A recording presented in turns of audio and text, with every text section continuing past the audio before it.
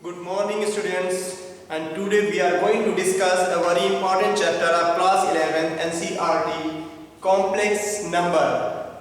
अब आप लोगों ने बहुत सारे नंबर्स के बारे में सुना होगा, real numbers, rational number, irrational number, बहुत सारे नंबर। अब एक नंबर और आपको इंक्लूड करना पड़ेगा आपको अपनी लाइफ में, that is the complex number. अब ये कॉम्प्लेक्स नंबर क्या है, इसके बारे में आज हम लोग अच्छी तरह से डिस्कस करेंगे। सबसे पहली चीज तो आपने देखा होगा कि आपने क्वाड्रेटिक इक्वेशन में देखा होगा, क्वाड्रेटिक इक्वेशन जब भी आपने पढ़ा होगा क्लास 10th में, क्या होता है ax square plus bx plus c equals to 0 where a b c belongs to the real number. a b और c क्या है आपका रियल नंबर है। x की वैल्यू जब हम लोग फाइंड करते हैं तो x के दो रूट आते हैं और दोनों रूट क्या होते हैं, रियल निकलते हैं, रियल निकलते हैं, राइट। अब अगर मैं आपसे कहूं, सपोज करिए, मैंने एक इक्वेशन लिया x square plus 1 equals to 0। मैंने एक ऐसा इक्वेशन लिया, ये भी क्वाड्रेटिक इक्वेशन ही है, जाहिर सी बात है, this is also the quadratic equation. अब इस क्वाड्रेटिक इक्वेशन में अगर मैं अब आपसे कहूं कि x की वैल्यू फाइंड करिए, x स्क्वायर क्या लिखेंगे आप, x square equals to -1 and x equals to square root of -1। x की वैल्यू क्या आई आपकी स्क्वायर रूट के अंदर -1। अब जितने भी आपने स्क्वायर रूट के अंदर आज तक वैल्यूज पढ़ी होंगी, रियल नंबर कौन से होते हैं, रियल नंबर्स उसे कहते हैं जिसको नंबर लाइन पर हम लोग शो कर सकें। अब स्क्वायर रूट के अंदर निगेटिव नंबर आपने कभी नहीं पढ़ा होगा, तो इस टाइप का जो आपका इक्वेशन है, x की जो वैल्यूज आती हैं जिसके अंदर ये x की वैल्यू अंडर रूट के अंदर निगेटिव आती है, ये सारे कौन से नंबर होते हैं, सारे ये इमेजिनरी नंबर होते हैं, कॉम्प्लेक्स नंबर्स में इनको जो है इंक्लूड किया गया है। अब जैसे a b c belongs to the r, x की यहाँ जो भी वैल्यूज आप निकालते हैं वो x की वैल्यू यहाँ पर क्वाड्रेटिक इक्वेशन में पुट करने पर left hand side equal to right hand side आता है, सेटिस्फाई करता है कंडीशन को। इसका मतलब ये हो गया कि वो x क्या है, इसका रूट माना जाता है। अब यहाँ पर x की कोई न कोई वैल्यूज तो होनी चाहिए। x की वैल्यू अगर मैं ऐसे लिख दूं, x belongs to the r, suppose करिए मैंने लिखा x belongs to the r।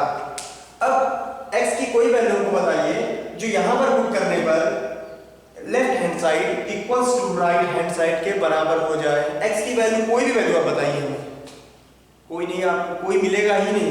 x की वैल्यू आप पूरी पुट करते चले जाइए, चाहे जो वैल्यूज आप यहाँ पुट करेंगे, x की कोई वैल्यू आपको रियल नहीं मिलेगी।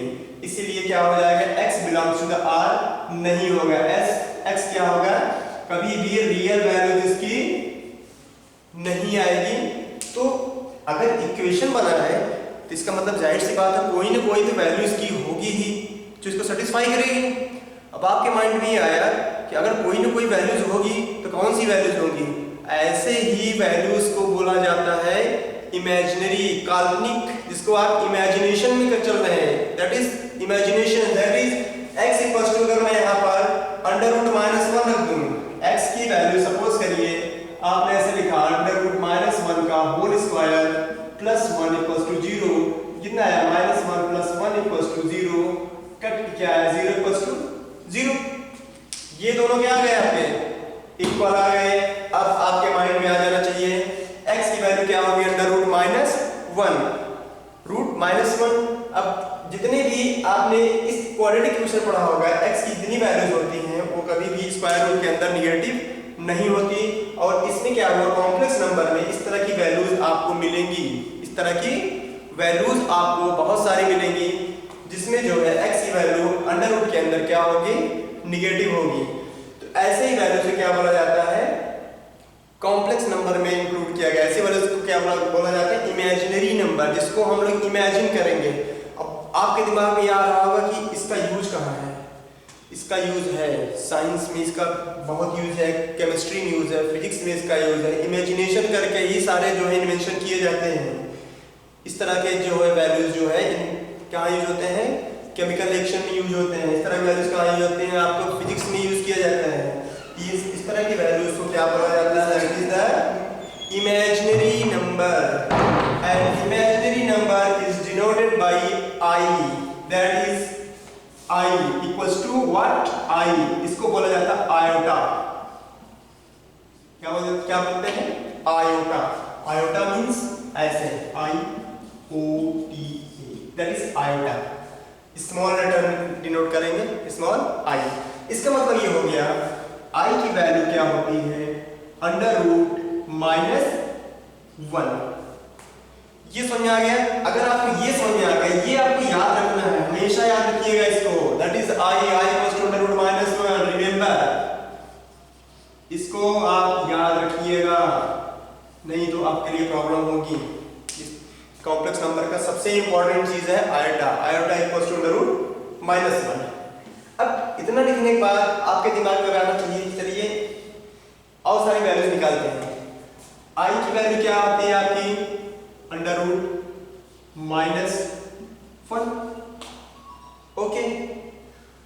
I स्क्वायर कितना होगा, I स्क्वायर करके देखते हैं, स्क्वायरिंग बोथ साइड करेंगे, I का whole square equals to under root -1 का होल स्क्वायर, कितना आया ये, I का स्क्वायर इक्वल्स टू -1।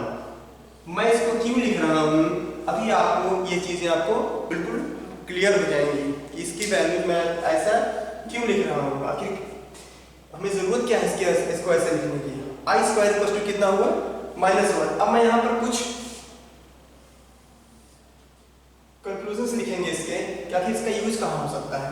चलिए, I स्क्वायर इक्वल्स टू -1। अब मैंने क्या किया, I से दोनों साइड मल्टीप्लाई कर दिया, multiply by I both side, I cube कितना हो जाएगा, -I, कितना हो गया ये, -I। फिर से अगर मैं इसमें मल्टीप्लाई करूंगा, यहाँ पर क्या करेंगे, फिर I से मल्टीप्लाई किया, दोबारा मैंने मल्टीप्लाई किया, I का पावर 4 इक्वल्स टू कितना है ये, -I स्क्वायर इक्वल टू कितना हो गया, I स्क्वायर की वैल्यू कितनी होती है, -1, तो -1 और ये -1 मल्टीप्लाई हो कितना हो जाएगा, ये कितना हो जाएगा, -1 इक्वल टू कितना है ये, +1। ये याद रखिएगा, ये याद रखना है आपको, I का पावर 4 इक्वल्स टू +1 और I का पावर 3 इक्वल्स टू -1।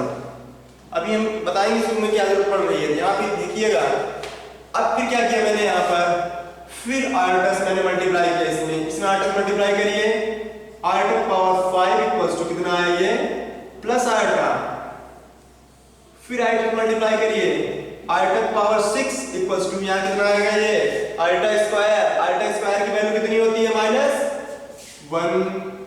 -1 हो गया ये, राइट। फिर आयोटा से मल्टीप्लाई करिए जरा इसको, तो आयोटा का पावर कितना हो जाएगा ये, 7 इक्वल्स टू आयोटा। फिर आयोटा से इसको मल्टीप्लाई करिए, iota to the power 8 equals to minus, ये कितना होगा ये, iota square equals to -1, that minus यहां पर आया और ये हो गया -1 इक्वल्स टू हो गया ये +1, मतलब आयोटा पावर 8 इक्वल्स टू +1। अब इसकी वैल्यू आपने देखा होगा, -1 +1 -1 +1 प्लस आयोटा माइनस आयोटा ऐसे करके आ रही है।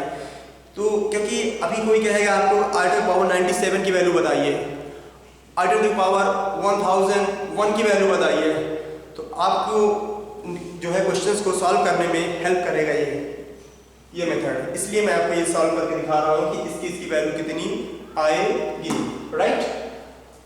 10 तक लिख लीजिए ताकि आपको प्रॉब्लम ना हो। आयोटा पावर 9 इक्वल्स टू कितना हो जाएगा, 1 से मल्टीप्लाई करिए कितना हो जाएगा आयोटा, और आयोटा की पावर 10 इक्वल्स टू फिर आयोटा से मल्टीप्लाई करिए कितना आएगा, आयोटा स्क्वायर -1, ये आ जाएगा, क्लियर।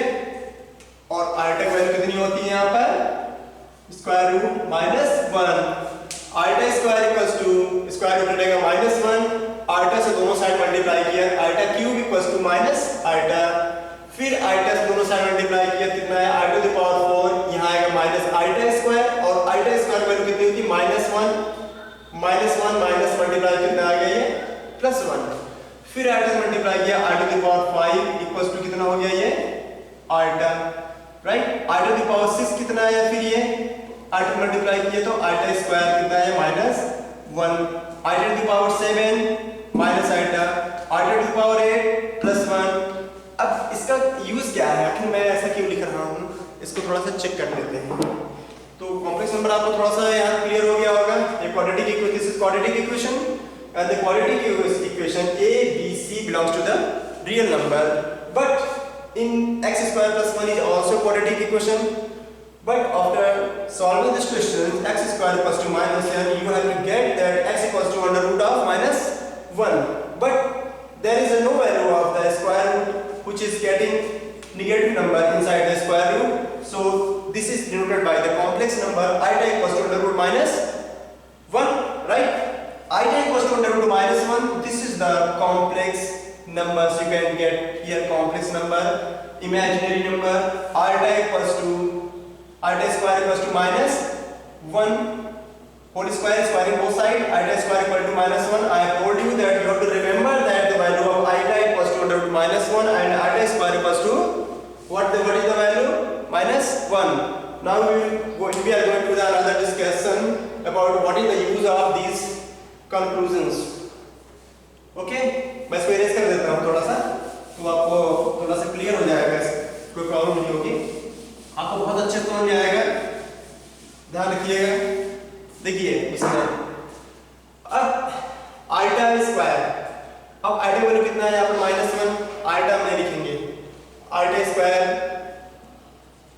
की वैल्यू वही है, कितना है -1, आइटा पावर 6 की वैल्यू वही है, अगेन अब किसकी वैल्यू आइटा पावर 6 की वैल्यू वही आई है, आइटा पावर 6 के बाद किसकी वैल्यू आई, आइटा पावर 10 की वैल्यू देखिए वही आई है। तो ये किस में है आपका, आपने पढ़ा होगा ज्योमेट्रिक प्रोग्रेशंस, अभी आप यहाँ प्रोग्रेशन एक चैप्टर आएगा एपी एंड जीपी, आप देखिए इनके बीच का डिफरेंस 2 6 10, आइटा पावर यहाँ कितना आ जाएगा आपका, what will be the answer 4 14, इन सब की वैल्यू कितनी आएगी यहाँ पर -1,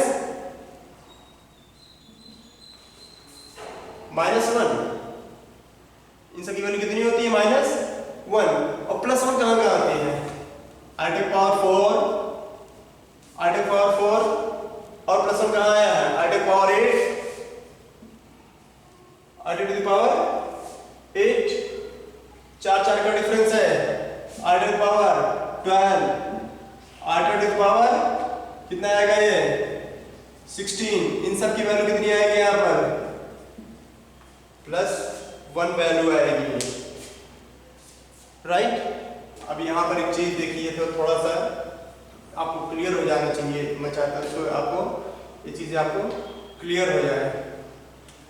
अगर मैं इसको मैं प्रोग्रेशन में लिखूं तो यहाँ पर लास्ट टर्म कितना आना चाहिए, आइटा पावर 2n + 2, सपोज करिए मैंने ऐसे लिखा, अगर मैं ऐसे लिखता हूँ सपोज करिए यहाँ पर n की वैल्यू क्या मैं ऐसे लिख सकता हूँ, n belongs to the natural number, नहीं लिख सकता, n की वैल्यू मैं 1 पुट करूँगा कितना आएगा यहाँ पर 4 आएगा, यहाँ पे वैल्यू आप सेटिस्फाई नहीं हो रहा है आपका, यहाँ पर nth टर्म क्या आएगा, ये टर्म आपको समझाने के लिए आपको क्या पढ़ना पड़ेगा, ज्योमेट्रिक प्रोग्रेशन। तो जब ज्योमेट्रिक प्रोग्रेशन हम आपको पढ़ाएंगे तब आप इसके बारे में बताएंगे कि nth टर्म आपने इसको कैसे लिखा है, इसलिए मैं इसके बारे में अभी नहीं लिख रहा हूँ यहाँ पर, राइट। हमें आप जो सबसे इंपॉर्टेंट चीज है हमें ध्यान रखना है, इसमें जो सबसे इंपॉर्टेंट चीज है इसको ध्यान रखिएगा, बस इसको आप लोग थोड़ा सा ध्यान रखिएगा। Iota to the power 4, iota to the power 8, iota to the power 12, iota to the power 16, इन सब की वैल्यूज क्या आ रही है आपकी +1 आ रही है। जैसे मैंने कहा सपोज इसको मैंने क्यों लिखा, देखिए एग्जांपल लिखा है, suppose find the value of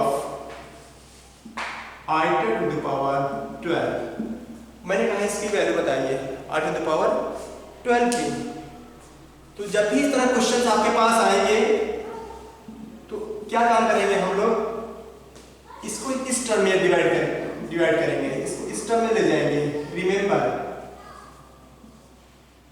remember हमेशा क्या करेंगे, 4 से ही डिवाइड करिएगा, क्योंकि इसकी वैल्यू क्या होती है यहाँ पर +1।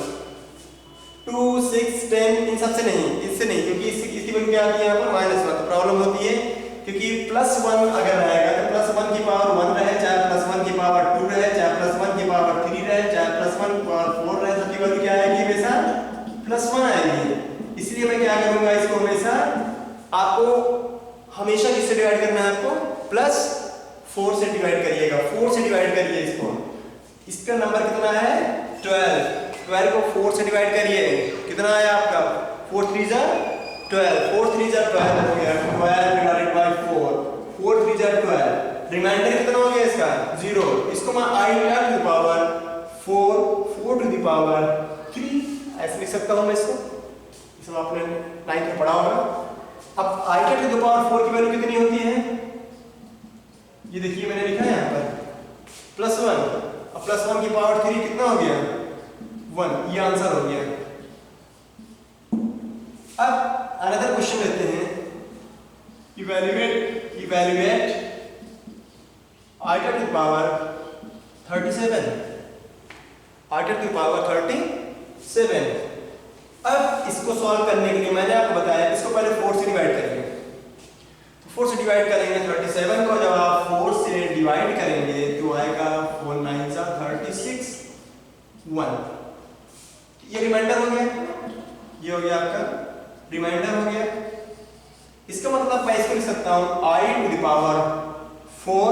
पहले आप इस टर्म में डिवाइड करेंगे, i टू द पावर 4 क्यों लिखा मैंने, क्योंकि i टू द पावर 4 की वैल्यू कितनी होती है, +1। ऐसे इसको याद रखिएगा हमेशा, क्या नहीं तो आपके लिए प्रॉब्लम क्रिएट होगी। मैं समझा रहा हूं आपको, i टू द पावर 4 या टू द पावर 9 कितना हो गया, 9 चौक 36, 9 4 जा 36, 36 इंटू i कितना हो गया, ये i टू द पावर 1, 36 + 1 कितना हो गया, 37।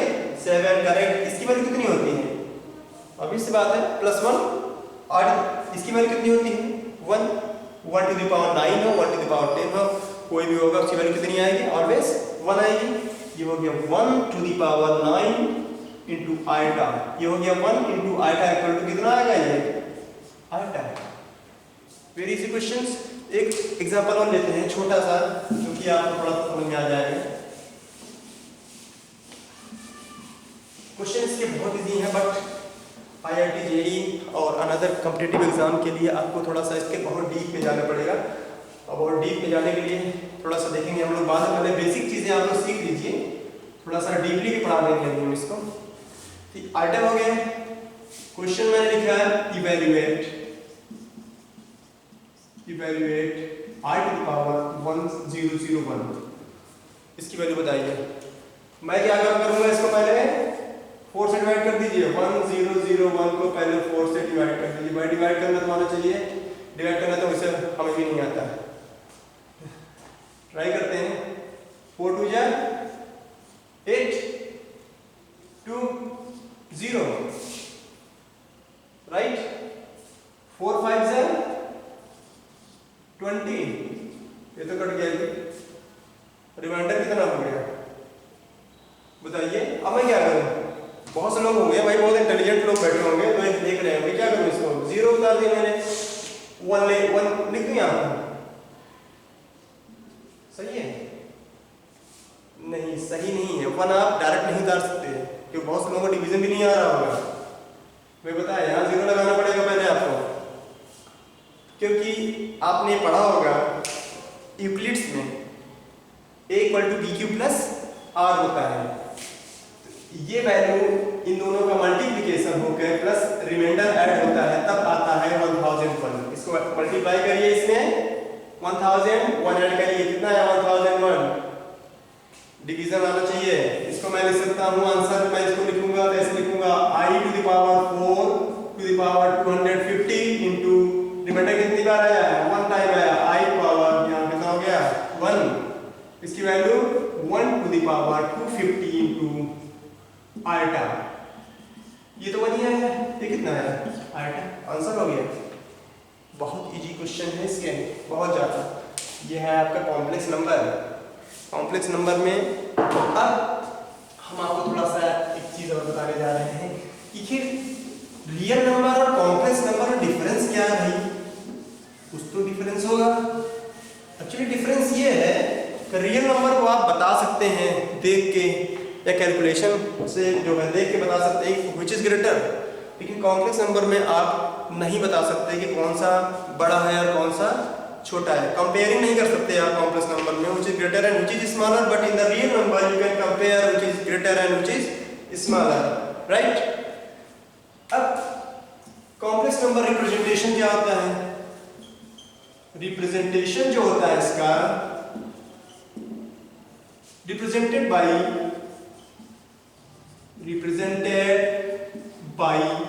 कहीं कहीं सी लिख के ऐसे लिखा रहता है या कहीं कहीं सी लिखा रहता है, दैट इज रिप्रेजेंटेशन। अब कॉम्प्लेक्स नंबर में आपका दो पार्ट होता है। देखिए रिप्रेजेंटेशन में दो पार्ट होते हैं, एक रियल पार्ट होता है प्लस इस साइड में एक इमेजिनरी पार्ट होता है, इमेजिनरी पार्ट होता है, राइट।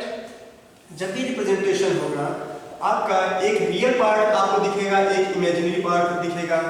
अगर रियल पार्ट नहीं भी दिख रहा है आप उसकी जगह 0 लिख सकते हैं, you can write 0 in the place of the real part. कहीं कहीं बुक में ऐसा लिखा हुआ है x plus iota into y, या कहीं कहीं ऐसा लिखा हुआ है a plus iota into b representation, and this is represented by z equals to x plus iota y, z equals to a plus iota b। जिसके साथ i लगा हुआ है वो इमेजिनरी होगा और जिसके पास i नहीं लगा हुआ है वो रियल पार्ट होगा, करेक्ट। ये आपको समझ में आ रहा है, that is this is real part and this is imaginary part. अब आपसे अगर कोई ये पूछे, क्वेश्चन अगर दिया गया है find real and imaginary number in 3 plus 4 iota. Suppose करिए क्वेश्चन ये दिया गया है, आपका जो कॉम्प्लेक्स नंबर है that is complex number is z equals to 3 plus 4 आइटा, या आइटा इंटू 4 भी लिखा रहेगा, कहीं ऐसा लिखा रहता है, कोई फर्क नहीं पड़ता है। 4 आइटा है, आइटा इंटू 4 है, मल्टीप्लिकेशन है, मल्टीप्लिकेशन कम्यूटेटिव होता है, तो 2 इंटू 3 लिखूं या 3 इंटू 2 लिखूं। अब इसमें रियल पार्ट पूछेंगे तो रियल पार्ट इक्वल्स टू 3। अगर इमेजिनरी कोई कहेगा लिखिए, आयटा मत लिख दीजिएगा, नहीं तो आप आयटा के साथ लिख दीजिएगा, ऐसा मत लिख दीजिएगा 4 आयटा, नहीं, this is not correct. Eta को आप क्या करेंगे, इसको हटा दीजिए। इमेजिनरी नंबर क्या हो गया 4। जो आई के साथ लगा होगा वो क्या होगा, जो आई के साथ लगा होगा वो आपका इमेजिनरी हो गया, जो विदाउट आई है इधर दैट इज रियल पार्ट। तो आपको ये समझ में आ गया। अब इसके नेक्स्ट लेक्चर में मैं आपको इसके बारे में बताऊंगा कि इसके operations, addition, subtraction, division and multiplications. Okay, right, thank you very much.